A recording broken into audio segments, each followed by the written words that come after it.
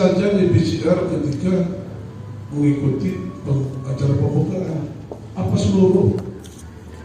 Apa hanya disiapkan apa barcode itu? Jadi atas panggung itu harus, itu wajib. Siapa saja di panggung nanti bersama dengan wakil presiden itu wajib swab. Itu aturan dari pusat, bukan di antigen saja.